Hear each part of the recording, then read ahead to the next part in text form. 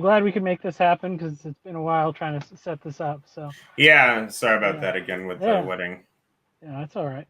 Um, so my initial thought that I had kind of as I was going through this thing is, I saw you talking on Paul Vanderklay's channel, and he has like a lot of people share their stories about like their spiritual deconstruction and then whatever their journey, and it kind of Mm. made me think like anytime you're meeting an adult wrestling fan, it's probably someone who's basically gone through some kind of a deconversion, and you know and then Because because of understanding that it's a show.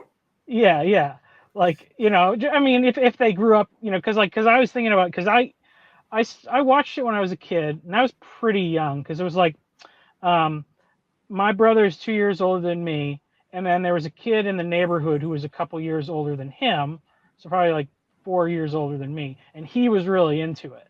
So then my brother would be like, "Okay, we're gonna watch this," and so I would watch it, but um, uh, you know, and I don't even really think I ever had like a moment where I was like, "Oh, it's fake" or whatever. Like I think we just kind of stopped watching it when we moved out of the neighborhood. It just kind of um, because it used to come on like after cartoons on Saturday mornings. It was Mm. the WWF, and I think it was probably around 1995 was like when I stopped watching it.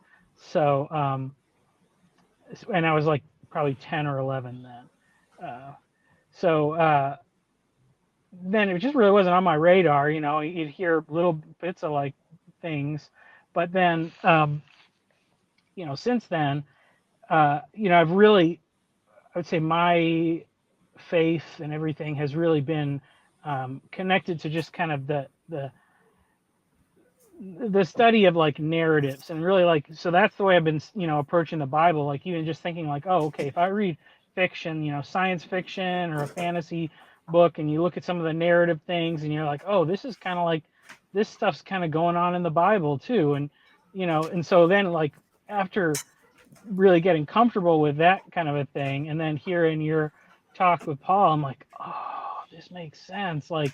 Because it was just that kind of thing where I would just hear like, oh yeah, wrestling's dumb, it's fake, it's done, and then and now I understand like, wow, it's really pretty incredible when you think of it as something comparable to theater or something like that, because nobody cares that the theater is fake, you Right. know. Um, so so I don't know, because I know, how did you navigate that? Because did you have a wrestling deconversion at some point, or No, I came. So okay. So my experience was different. I came into it because it started being popular in school, and I was not, and I wanted to fit in. yeah, Um, and so I tried it. Actually, got into it through the video games. okay, Um, and then everyone just, it was a fad. So as soon as they got into it, they got out of it. But I stayed. I fell in love you were with it. hooked.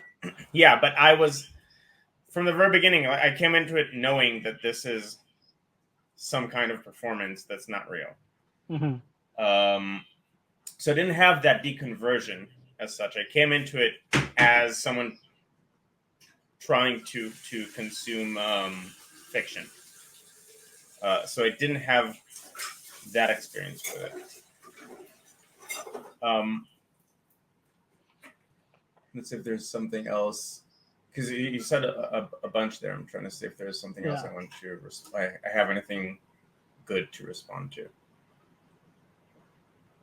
Um, yeah, I guess the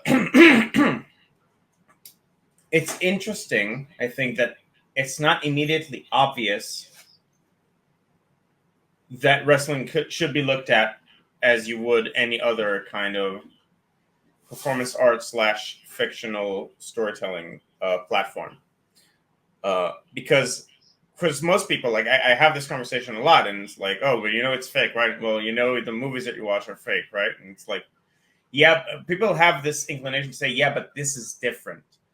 And and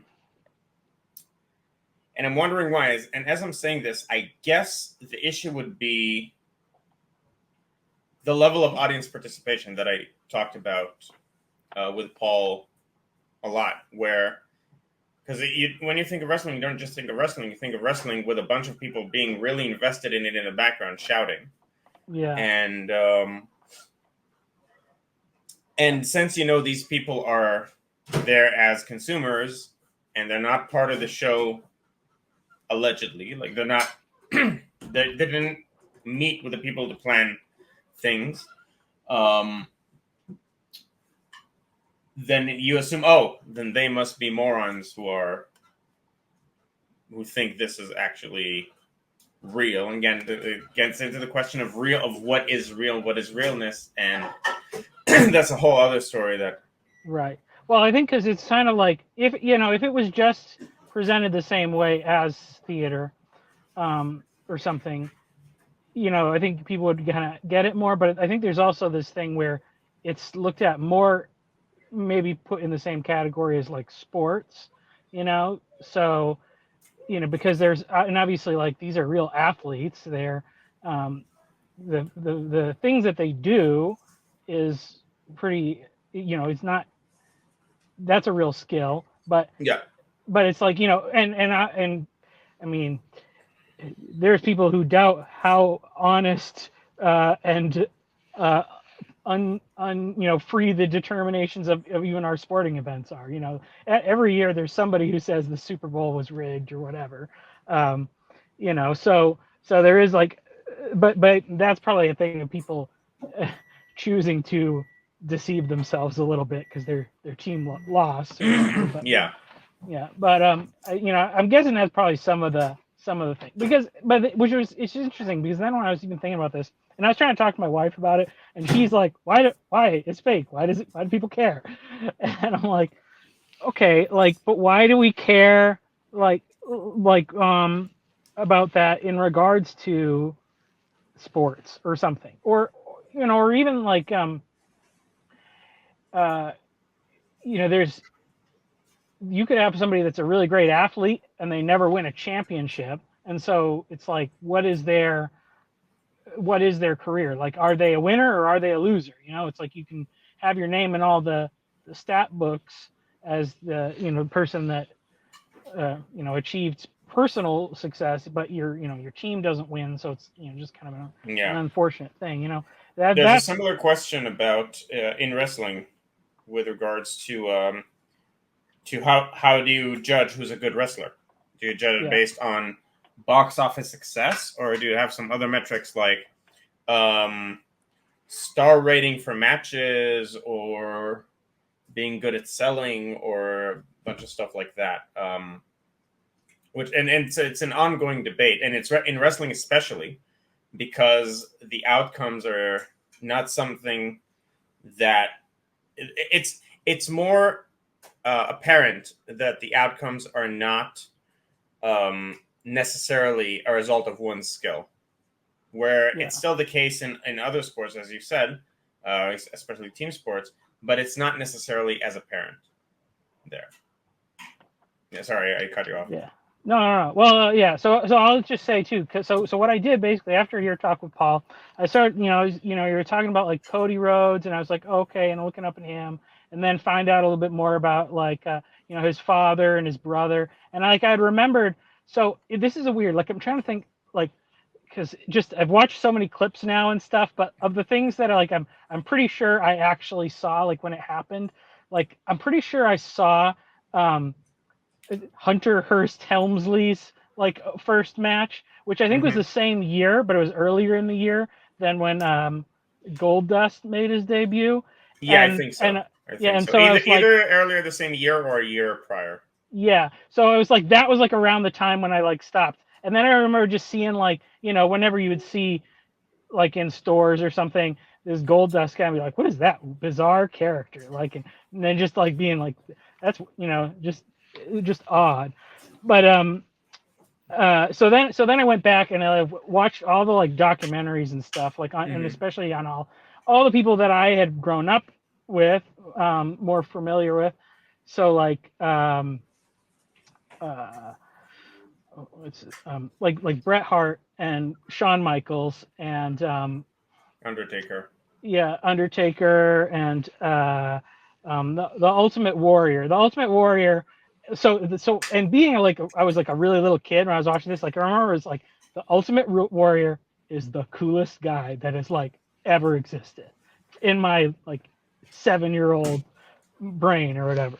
And Hulk Hogan too, which is like kind of funny now because it's just like both of those guys have not great reputations like Yeah. amongst the wrestling community. Um, so that was like kind of like that's weird. And I remember even thinking like I remember watching like Bret Hart and Shawn Michaels have these like kind of feuds, and I was like these guys are kind of lame because they're not like uber muscle men the Warrior. But I was like, Bret Hart, like he wears pink. That's not very cool. But Shawn Michaels was so much more annoying that I'm like, I guess I have to root for Bret Right. Hart.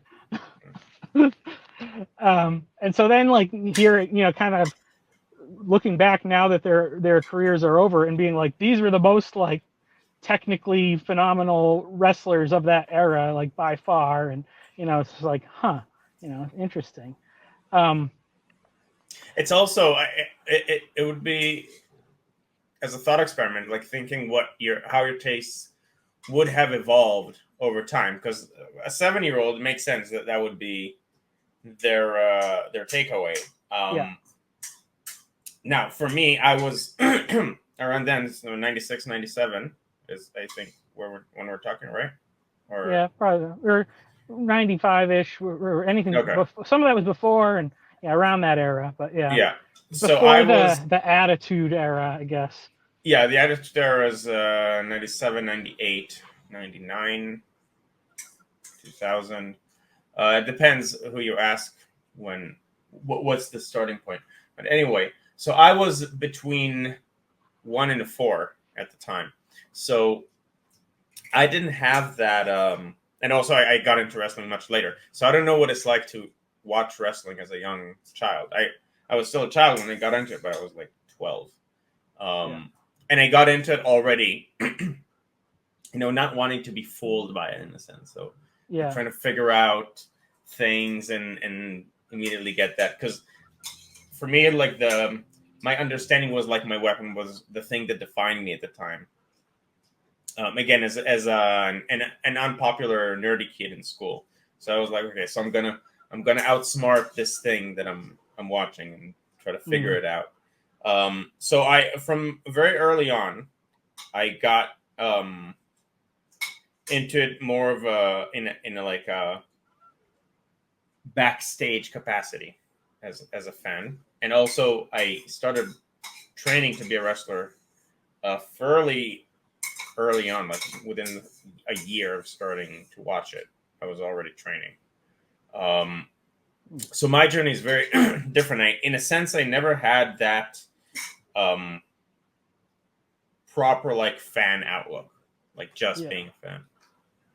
Well, yeah, it is weird. Like, cause I would say, it was like on Saturday mornings I'd watch like GI Joe and the X-Men. I think like those are like my favorite, and then like wrestling would come on after that, and it was just like the next thing. It just kind of like Yeah, fit along those things. So, um, you know, and it was the thing where I guess it was like on Saturday mornings it was probably a replay of whatever the normal like midweek thing was, where there was really always like uh, only a couple matches.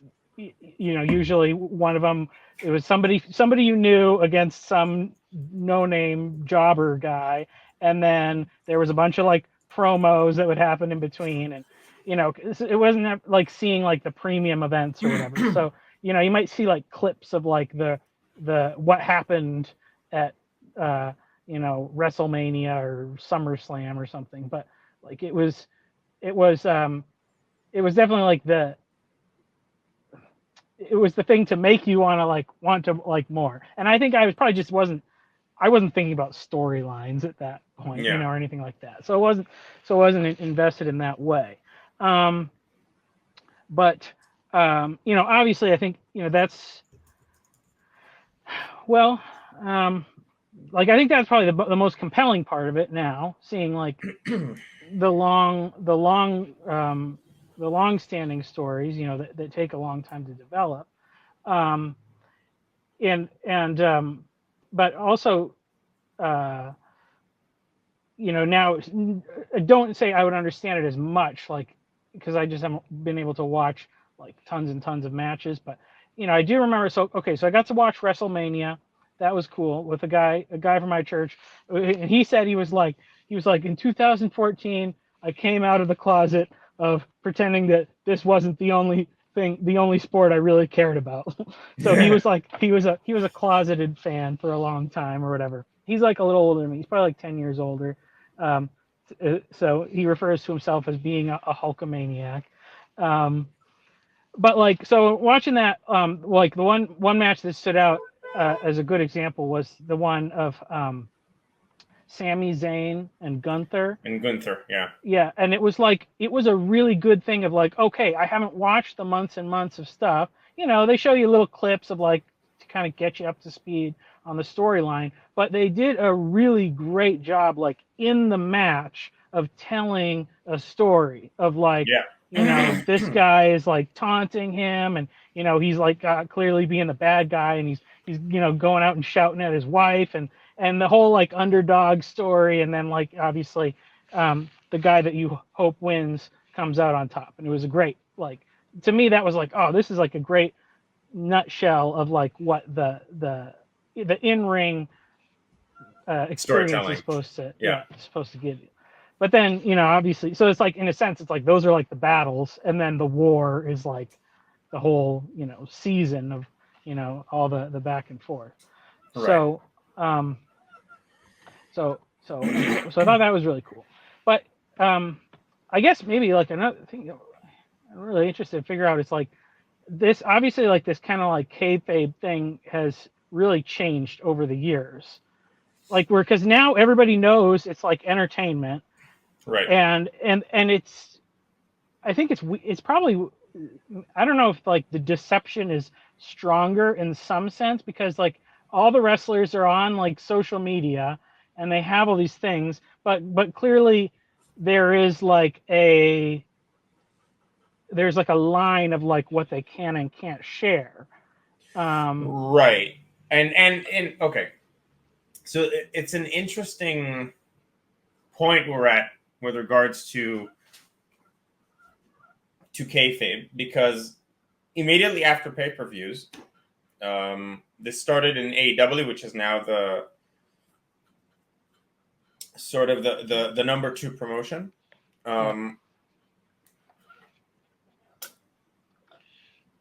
Where after pay-per-views, after premium live events, after like these big events, they have a press scrum where you have wrestlers and then the owner answering questions from people in the press. Now, these people, so the questions are varied with regards to, do I ask the character a question and pretend that it's real, or do I ask the wrestler, like, what is it like to finally getting the trust of the office or stuff like that? And also the responses, like the way different wrestlers approach it differently. Some of them are completely in character, completely keeping the kayfabe, and then the very next wrestler to come on is out of character and just talking candidly about to an extent behind the scenes stuff, but things that are not something that their character would say. And then the owner also does the same thing. He like talks about the character in one sentence, and then the next question is we're going to talk about some of the behind the scenes things, and social media acts the same way. So there's right now, because there's the show, and in the show you know that everything you're seeing is part of the show, but then there are things that are supplementary to the show that are either social media and then it's 24/7. Like whenever someone posts something on social media, is it the person, is it the character, is a bit of both, and also these press scrums where you have people that are not part of the show and not necessarily trying to be part of the show, just asking questions. So there's an interesting blurring of the line that's happening right now, specifically in this point in time about kayfabe. Yeah, because I was trying to think about it. So, all right. So here's my kind of question: is it seems like maybe it was the highest, I would say, or when around the time when I was watching, that's like when it went from it really became a national thing when the WWF at the time really took over, like, and the smaller markets, they kind of bought up a lot of the smaller markets, and a lot of wrestlers funneled into there, and Yeah, that was it was a bit earlier. The consolidation happened around, let's say, the end of the 80s, early 90s, and right, then you yeah, also got WCW rising up, and then you have right, these two right. global. So yeah, so as I'm trying to think, that 80s, that 80s time period or whatever, uh, that was like a thing. And then, with like Vince McMahon being a control freak and all this stuff, it was really like the wrestlers had to be on about, like, if they're going through the airport, like they're always like in character. They couldn't turn it on, on and off or whatever. If they were anywhere public at all, like they were always kind of having to be representing the illusion. Um, Before that, I mean, that's the thing. Is like, I don't know. I'm guessing it must have been a little bit less before that, like when it was more um, regional. Like there was probably not much pressure for some of these guys to be in character if they go to the grocery store or something. I don't. Yeah, no, right now, and it's also there's the the issue of maintaining the illusion at all costs has long not been relevant. So it Right. wouldn't make sense for people to constantly be, if they're a bastard character, they're not going to start pushing old ladies on the street just to maintain that illusion because it's clearly they're a character. Yeah. And it seems to me then, like, all that, I think what that's afforded is that the characters that people play, for the most part, are more. They are, like, I think you had said, is Paul. It's more of the amplified version of their true self, rather than like whatever the Ultimate Warrior was supposed to be, or In a sense, that was even the also Daredevils. the Ultimate Warrior. In some respects, was also an amped up version of the person because the person ended up being crazy. Yeah. Well, Like actually, I have a, absolutely I have insane. a, I have a very, I have a very interesting theory about that. So, which I wanted to ask you about. So, I don't Whether know, because the causal arrow goes the other way around. Was that well, what so you there's said? definitely an interesting. Okay, so because I know you do neuroscience, right? Right. Have you studied autism spectrum disorder stuff much at all? Or A bit. okay, so I recently self-diagnosed after listening to other people. I would say you probably have, like, what was like traditionally like the Asperger's kind of thing. I knew I Hmm. was like ADHD since I was a kid, and since it's like a spectrum thing, I never suspected that. I'm pretty verbally competent, so that wasn't a thing to look for. But I think that he had autism. Like, I would say like 99%. As I've listened to weird, like, just stories about how weird he was in the various ways, like he was almost definitely. I would say like 99%. Like he was undiagnosed, Could probably could very probably well be. I actually don't have enough experience with Warrior to be able to tell one way or the other. Yeah. But yeah, but I mean, which is it's kind of because he definitely um had uh well, it's weird because the main thing is that it's a misreading of like social cues or whatever, and he definitely seemed to have that thing where he was always like, he always thought that the people were like his best friend, and then they were like, I didn't care about that guy, he was a weirdo. um like that was like part of it. And there's like a lot of things, like, one of the guys talking about like him just obsessively signing photos and like not looking up at all, and it's like, yeah, that's kind of like That spectrum makes sense. behavior. This is the first time I'm hearing about Yeah. any of Well, this. I tried to search for it to see if anybody else had like picked up on that. It doesn't seem like anyone has. But Mhm. so that was a weird thing where because like over the course of the past couple of months, I was like, oh yeah, that guy was awesome. I mean, like his thing of like running to the ring and like shaking the ropes, that's also kind of like what an autistic meltdown looks like.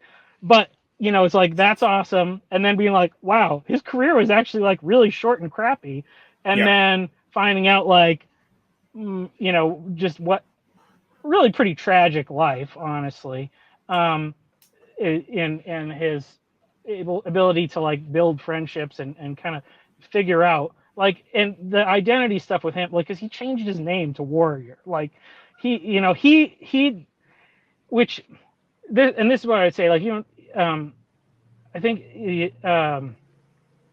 maybe it gets into like that kind of sincerity and authenticity kind of thing that Paul talks about.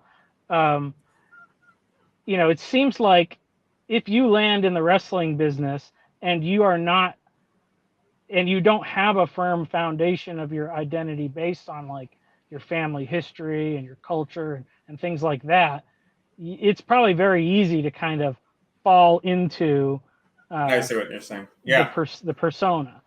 So, and I would say, so and from what I'm learning, like that seems like that's a easier thing for somebody who has autism, like, because they really tend to kind of build their identity up from scratch or whatever based on experience or the things Hmm. more so than like the neurotypical person. They don't get as shaped by their environment. Is that what you're saying? Well, no, they kind of. Well, no, they kind. I think they kind of do more so. So this is like even a thing like I didn't realize, because this is my experience and I didn't share it. But like I'm like, oh wait, not every, like, you don't just like figure everything out by like trial and error. Like some people just like figure out how to like make friends and get along just like instinctively. And I was like, okay, no, you just have to like burn through bad friendships and like go on a lot of bad first dates. You find all the stuff that doesn't work, then you figure it out, and that's how you go through life, which is like not how you're supposed to do it, apparently. I mean, for me, it's really hard to say at this point. I know for a fact that for dating, that's exactly how I went about it. I had Yeah. absolutely no sense of that world. And for friendships, it was just it started so early that I can't honestly say Yeah. whether. Well, But I'm also not sure that I'm neurotypical. So no, yeah. Yeah. Well, and here I think there's, so as I've been researching this and seeing like why is there such an increase in diagnosis, I think some of it is because people are figuring out more what to look for, but I think also like our culture used to have more of a structure that would help people that were neurodivergent find like a good place in society. Like if you ever listen to like the Temple Grandin and stuff, she's like, she's kind of, basically all the like repairman and the mechanics and stuff from maybe our parents and grandparents generations, they would find that they had maybe not the best social skills, but they find strengths in those things. But you take out like shop class from school and things like mhm. that, and so then it's just like, what are they? They're just going to be drawn to like video games, but that's not a career for most people. Right. So Yeah, I it think, could be. yeah, I think there's a cultural component that's causing that. Like I don't think it's increasing per se, but we're giving people who have that difference less coping skills to figure out how to fit in and navigate society. Society is becoming less friendly towards them. Yeah, Which, that's an interesting. It could very well be. Also, I'm trying to think of.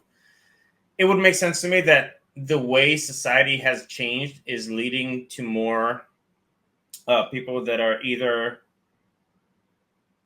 have potential to go down that path, but also develop normally. And I'm not sure if that's a thing for ASD. And again, it's not my area of expertise, but I would it would not surprise me if we were to find out that um, that's something that happens where society is now lending itself more to that sort of um,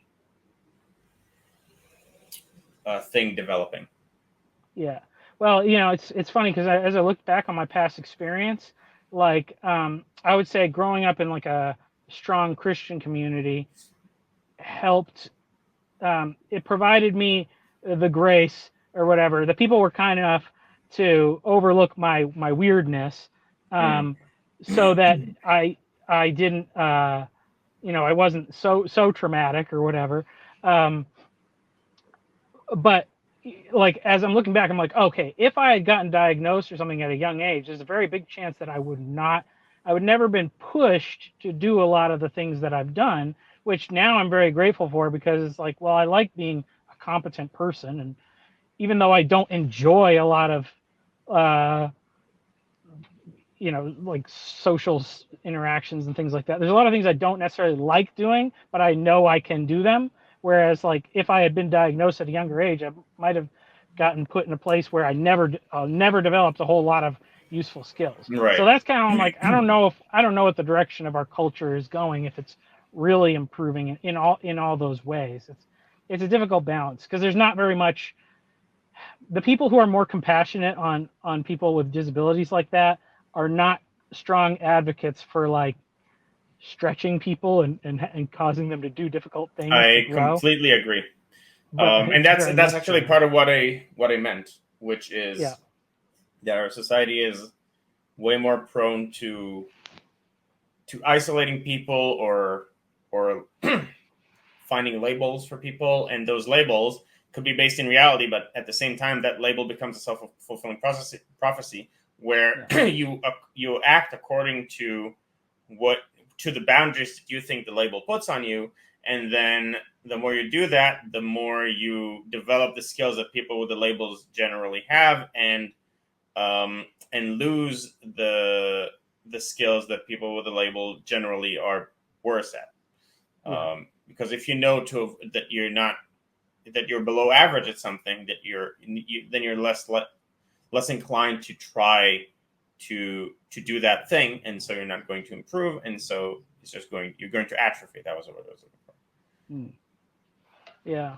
I wonder. Yeah. In some ways, I feel like, well, it's interesting. It's interesting how now, man, I guess this is that guy, that one philosopher that Paul talks about, with the authenticity thing and like then the pro felicity. We do now live in a world where it's like everybody kind of participates in a kayfabe sort of thing to a certain extent, in that we have these online personas that are, if not very different from our what we would consider our real selves. We definitely um, cater the image that we put forward to a certain end. So Yeah, there are definitely at the very least exaggerations and like putting forth specific aspects of ourselves and not others. Like you get to choose online what it is that you put out there and what it is that you present to the world and what it is that you're concealing from the world. yeah, And that's a lot of that is that's a lot of what we do in wrestling. Is first of all knowing your strengths and weaknesses, and then working in a way that amplifies your strengths and hides your weaknesses, and also with the character, like okay, what's the character I'm trying to portray? What is its alignment? Face heel, good guy, bad guy, and also what kind of properties does it have? And from those usually for the best wrestlers, they're based on stuff that we actually have, and so we accentuate those. yeah, yeah. That was a so I was thinking about. so as like I've been watching these documentaries and stuff and learning about different ones, so I remember like Bret Hart was interesting because um like he grew up in wrestling like so much that it's like that's all the personality he has. So which is like not bad. Like you know, I guess in some ways it really did help him to be like a good baby face kind of character because he was just being this straight shooter guy and like everything was about like integrity with him. Uh, I guess he kind of got to do the heel the Canadian versus U.S. heel Right. turn, but he like you could never it probably would have been a hard time to like make him be the real villain or whatever. So to the extent that he was, and he was, I don't quite remember the timeline, but I think that U.S. versus Canada character coincided with his feud with Steve Austin, where Yeah, the characteristics of Brett that he accentuated were his whininess, which is something that his critics, um, yeah, to the extent that he has critics of his personality, that's the main aspect, whininess and bitterness, yeah, um, and he just accentuated those. Like it's not fair. Like he was a bit petulant yeah. about it. Well, it does seem like it's not a great. It is interesting because yeah, definitely I can see those characteristics, and it's like it's not a great business to be in if you're a really if you have a lot of integrity or whatever. Like it's hard for integrity to win against like uh, egocentrism or whatever. Like yeah, I think nowadays it's less so, but at the time, yeah, definitely. yeah, yeah. So, yeah. So that was so it's interesting. I was thinking, but obviously things change a little bit because then because it's not necessarily always the case. Because then somebody I hadn't known too much about, but I watched the documentary about Bray Wyatt, and he obviously grew up in the wrestling business, but he was like he went past the like, well, all I know is wrestling stuff to I can make this like literally whatever I want. Like he seems to have really captured like the potential of what was, possible through the sport. Yeah, and actually, just this week. So at the end of the documentary, I don't know if you noticed, it was very evident to people who are actually fans, who like now that follow the the ongoing stories and know who and have seen Bray firsthand. Yeah. Um, but they heavily hinted at this is not the end. There's something about Bray's story that's going to continue, specifically with his brother. Okay. Um, and just this past Monday, his brother came back with a group of people that represent aspects of Bray's psyche from previous incarnations of Bray's character as sort of an homage to Bray, um, in a very, very interesting way that's very different than what we've seen before. So there's a lot of that groundbreaking attitude that he had in honor of his memory is going to continue on with his brother and the characters around him. Hmm. That's cool. That's cool. Yeah. I mean, and then the other one that I think I'm sure there's probably a lot of people that make a comparison maybe between him and like Mick Foley because I think Mick Foley definitely had that. He definitely seemed to figure out the personality aspect of like what you Right. could do with a character or whatever. Yeah. Um, and watching his like that like the A&E biography or whatever, but like that's incredible. That his whole story is like one of the most incredible things I think I've Mick or seen. Bray? Like What are you talking Mick about? Mick Okay. Mick, yeah. Um, like well, because the really interesting thing with that is he and it's now that I'm thinking about it too, because even in there it's saying like he has a son that has autism. It's like, well, if some of that's genetic, like he may have a little, like I'm guessing that there's, the now that we don't just say like delayed speech is like the only criteria for what Yeah. the whole neurodivergent thing. It seems like if you're a verbally talented but neurodivergent type person, like wrestling is a something you might be drawn to. Um, like so, not to project that onto him necessarily, but um, You would be but shocked, and this is something I noticed.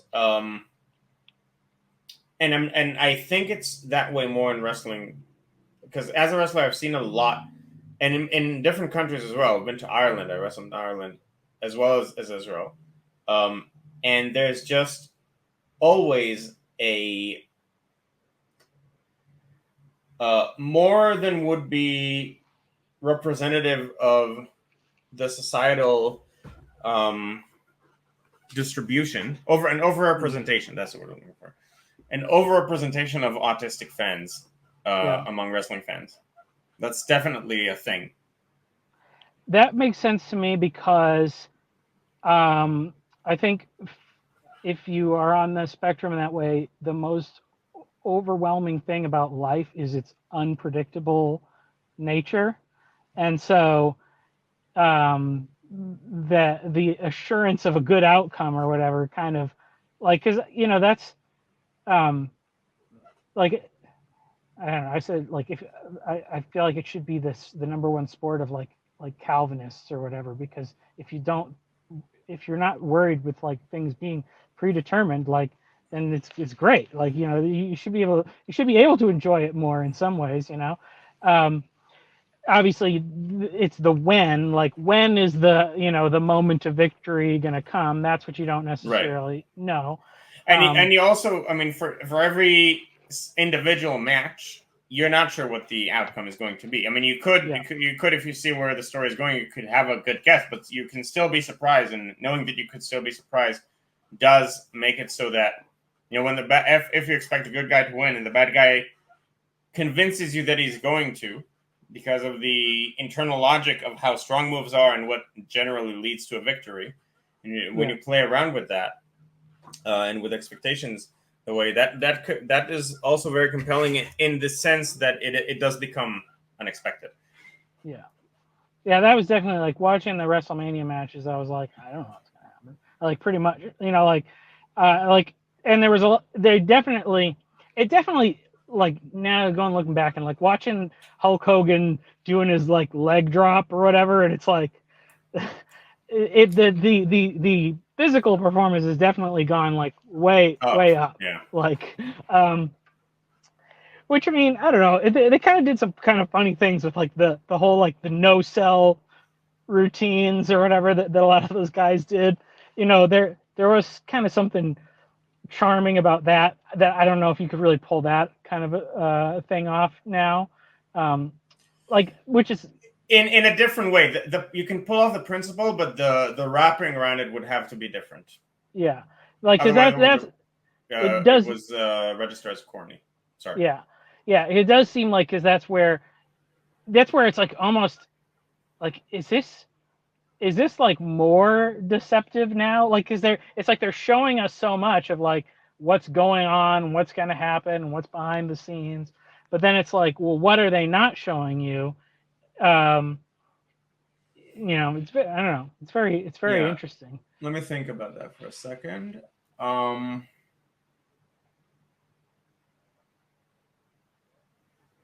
I would say very rarely so. It could be, and when it does happen, it's very compelling. That's usually when they incorporate things that you think you know about the backstage into the story, and the things you think you know about the backstage aren't necessarily real. Yeah, Um, but generally, I would say that it's just most of it is just that a lot of the mystery has a lot of the veil has been lifted. Um, yeah, so, as someone looking from the inside, I can say that rarely, but when it happens, it usually works really well because mm, people are not used to being mystified by wrestling yeah, in that way. yeah, yeah. I mean, I think it's a trend you can see in a lot of ways. I don't know. I guess it's just like the nature of the internet is that you really can't keep secrets anymore. Um, like even I would say, so my job full time is working in carpentry, and I have like a couple, like I have one older coworker, like you're probably getting towards like close to retirement or whatever, and he's kind of like from the age where there was like such a thing as trade secrets, and like you weren't gonna show somebody your technique for doing this or that because you want the paycheck and you don't want them to know how to do it themselves or whatever. It's like, well, that's pretty much gone. Um, but you know, um, but I think obviously at some point there was definitely a fear or whatever that if this stuff gets leaked out, like the industry is going to collapse or whatever. I mean, or I don't, the history from when I was a kid till now is so long that I think there probably were some kind of waves of it being less popular. Right? Did that kind of have an impact at some point? Can you clarify the question?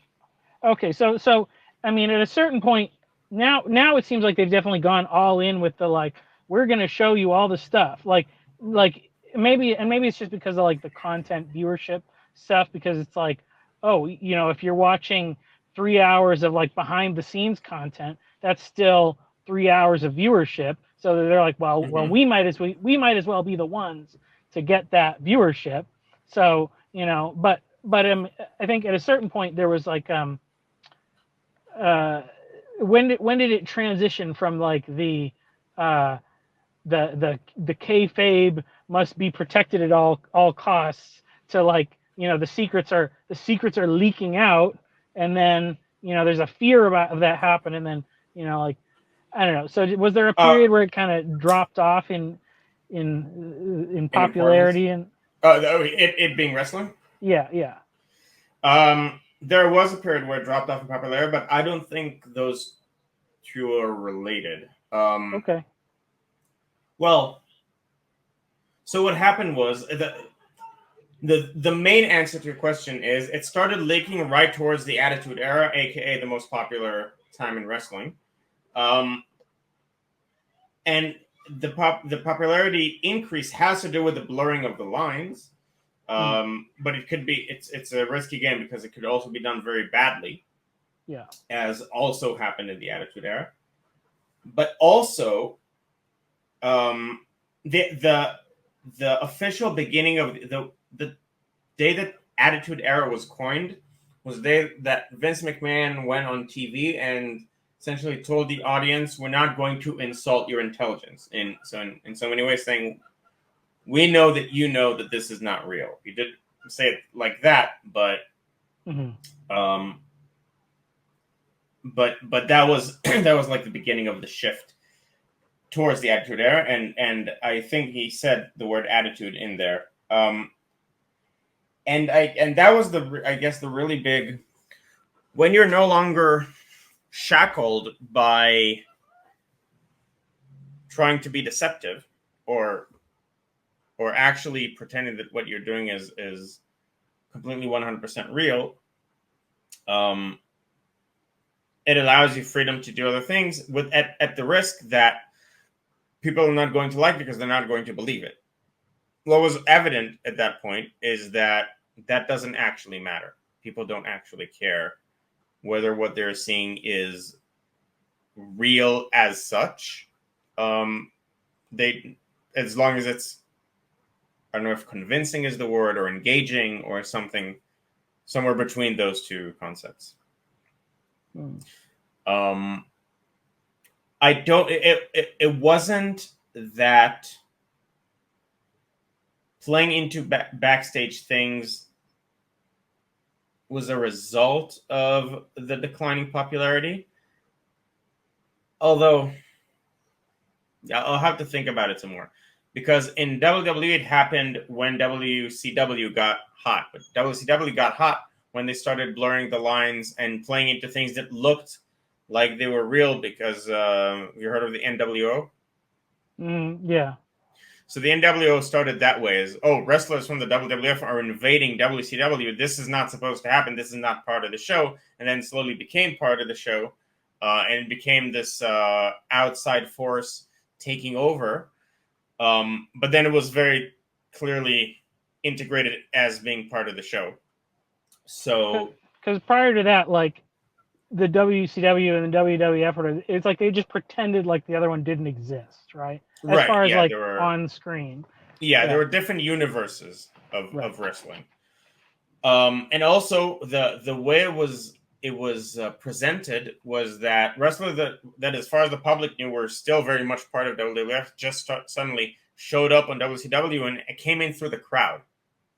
So it wasn't like they came in and I'm here now. It was they came in through the crowd. Are they supposed to be or are they not? Did the other organization send them to heckle us? Stuff like that. Um, so it started with a lot of ambiguity as far as what's real and what isn't. But that ambiguity coincided with making it less of an effort to conceal the truth. Because in order to be ambiguous about what's real and what's not, you have to at least tacitly admit that something isn't. Yeah.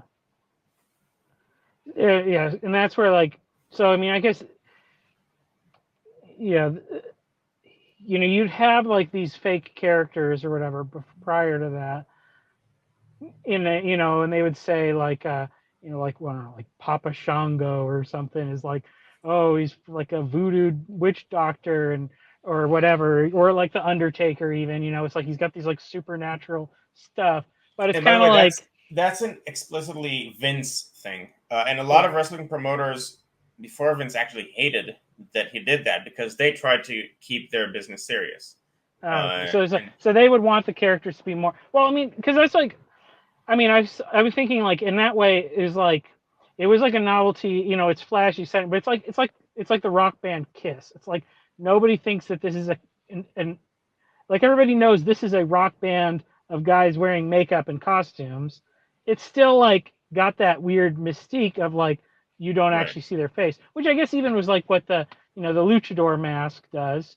Um, but but that was like I don't know, or it's like a bank robber or something. It's like you're hiding your real identity. You're taking on a professional persona, but you have to go past like. But you could never do like the Bray Wyatt thing until people know like that it's total. Like you could never sell that. You could never sell something like that.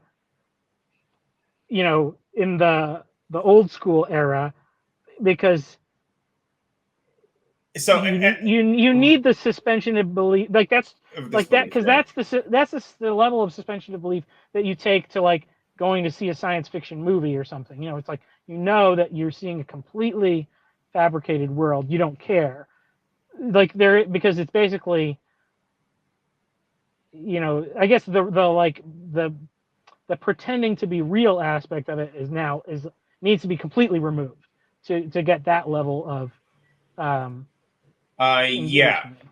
yeah.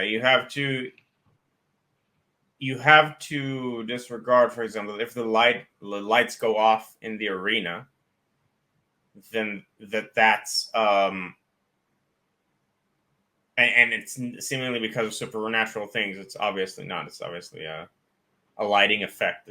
There's someone pressing the buttons in the back, and a bunch of other teleportation and stuff like that. Um, and I'm not entirely sure when did that. So there were periods of time where Undertaker teleported, but I'm not sure when that started. Um, so I don't want to say things that I'm not confident in as far Yeah. as that goes. Yeah. Well, I mean, When yeah. exactly did it start, and when was suspension of disbelief completely necessary, and when did was it like okay, Well, it's like Undertaker. It seems like I don't know, most of his career, he was always kind of like outside of the like contending for the belt kind of a thing. It was like he had his own motives or whatever. So it's like he could show up and disrupt things, and like it was totally unpredictable. It was like you know, he didn't like because he didn't even talk ever like in the promos. It was just this. his little guy there, Paul Paul, Bearer or whatever, yeah, you which know, also and it was yeah, as a name. right, right.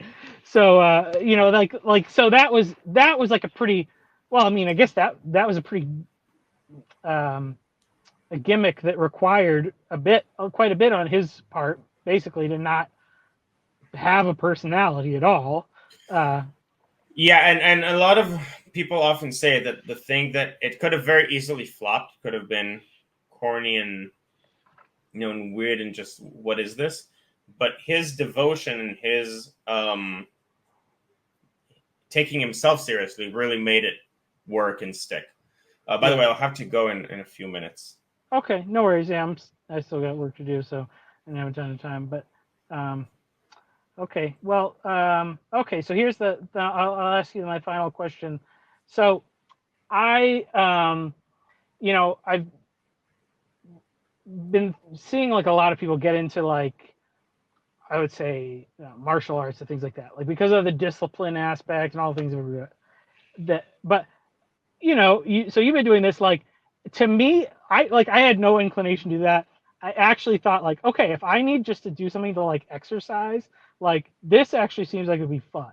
Actually, there's a gym here that Shawn Michaels started like during his first retirement because I live in San Antonio, it's his hometown. Yeah, Um, as soon as you said that, I knew where you were. yeah, yeah. So like I was like, and I was looking at the price. I'm like, it's not that much money. Like I could afford like to do. It's not really the times aren't really convenient for my life right now. Like when they're open and doing stuff. Hmm. But like if somebody like in all honesty, like because I don't think people actually have to worry about self defense that much. Like or just get a Well, gun. not where you are, but I take your point. Right. So but I'm saying like because the people that are getting like are like I think people are deceiving themselves by like how much practical use like Brazilian jiu-jitsu is going to be in that aspect. Like it's a great thing to do for the camaraderie and the fitness and the discipline, but as far as like self-defense, I mean, I wouldn't be able to say about Brazilian Jiu Jitsu as such, but I do Gracie Jiu Jitsu, which is actually focused on the self defense aspect. And for me, the whole point of going in there was to learn to actually be able to defend myself. But again, that would be my specific needs for my specific context in right. the world. Where I agree that most Americans that would not be relevant to them.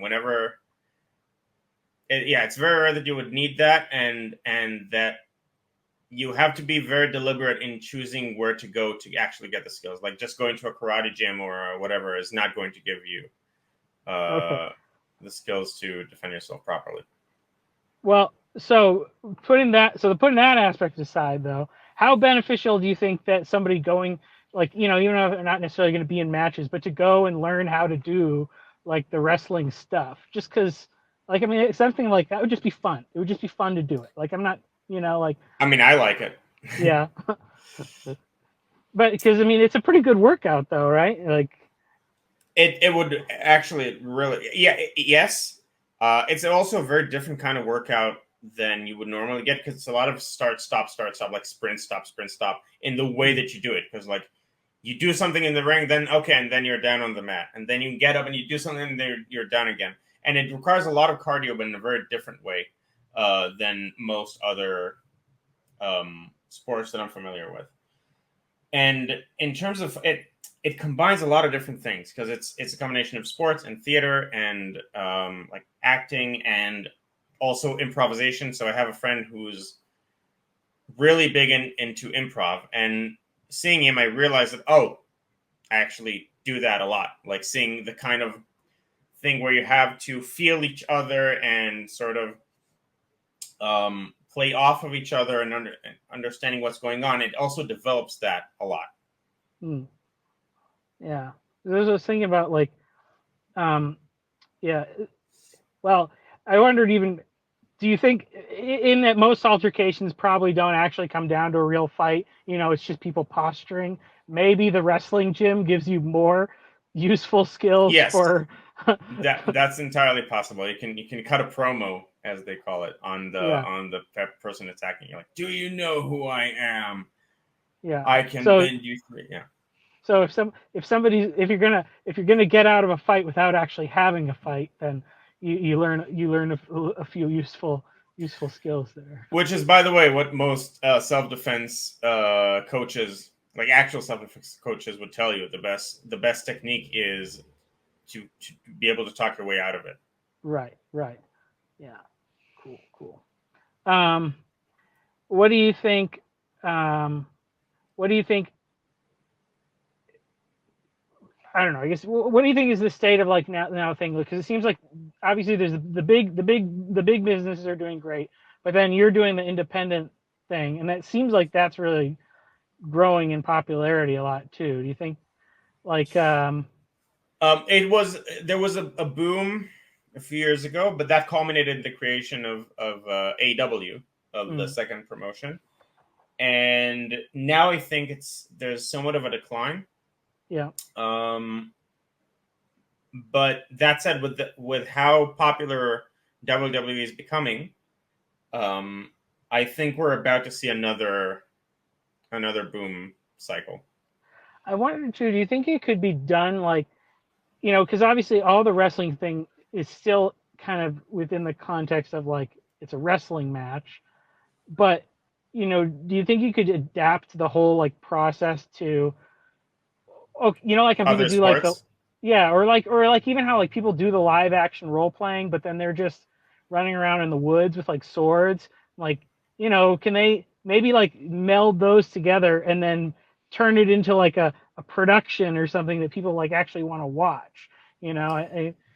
It yes. seems yeah, it The seems the like the there's a lot of answer, opportunity. I agree, and I've had, since I was a kid, I've had ideas in that to that effect. And there's a lot of, it's not live action, but there's a lot of sports anime that I like. And my friend and I, when we talk about it, say, "Oh, that's really good wrestling what they just did there," because there's a lot of things that you can take from wrestling when you're trying to show this contest, this or the kind of competition in a very large, like extending the meaning of the word, um, then there's a lot you can do with wrestling concepts that doesn't have to be specifically wrestling. So it can be, I like Haikyuu, which is a volleyball wrestling show, as far as I'm Hmm, concerned. Just as an interesting. example, yeah. Yeah, yeah. Well, it's definitely exciting times we're living in. So cool. All Well, right. Well, where I am more than most. yeah, yeah. Hopefully, yeah. I Hopefully, I I'm tired of the excitement. yeah, yeah. I hear you. I can understand that. So, hopefully, it'll be a little more peaceful there. We can figure that out. That would be Yeah, good. So, all right. right. Well, it was Yeah, really so it's been great to fun. talk with you. Yeah, we'll do it some other time. Yeah, for sure. I'll think of more questions, but definitely enjoyed it. So, thank you. Awesome. Yeah, same. All right, All so right. see you soon. Bye.